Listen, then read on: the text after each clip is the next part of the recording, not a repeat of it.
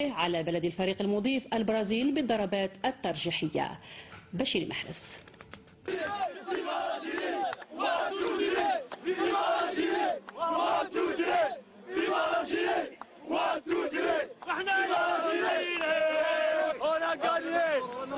ربحناهم، في البرازيل ربحناهم، في البرازيل. من أين تجد الكلمات وأنت تشاهد هذه الصور للمنتخب الوطني العسكري الذي حطم آمال منتخب السامبا في عقر داره وأمام جمهور ملعب فاسكو دي غاما لما تأهلت عناصرنا إلى الدور النهائي في مباراة رجولية انتهت في وقتها الرسمي بالتعادل 0-0. ولأن القوانين تفرض المرور مباشرة إلى ضربات الجزاء، نجح المنتخب الوطني العسكري في تسديد كل ضربات الجزاء بعدما أخفق المنتخب البرازيلي في ضربتين، وكانت هذه الفرحة العارمة.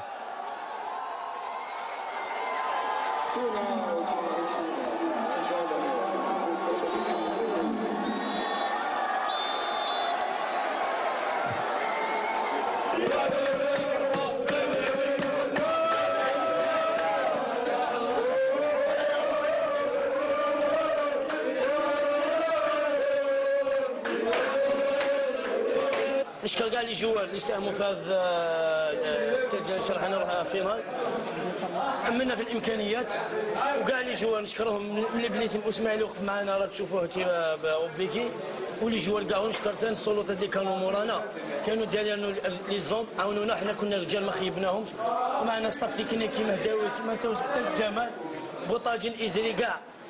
فيف الجيري وفيف الجيري وفيف الجيري.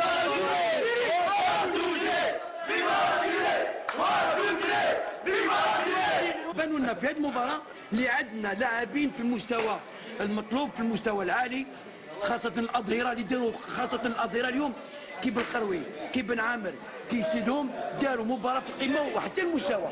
انا نقول لحقنا مستوى مرفوع جدا جدا، وهذا يدل على قوه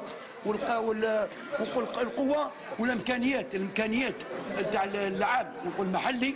انتصار كبير، انتصار الشبيبة الجزائرية، انتصار الرياضة الجزائرية، وانتصار شباب أرادوا أن يفعلوها وفعلوها في البرازيل ضد البرازيل في عقر دارهم. وهذا دليل أن عندما الشباب الجزائري يكون محيط بالتحضيرات في المستوى وبمحيط سليم يكون النجاح حليفهم.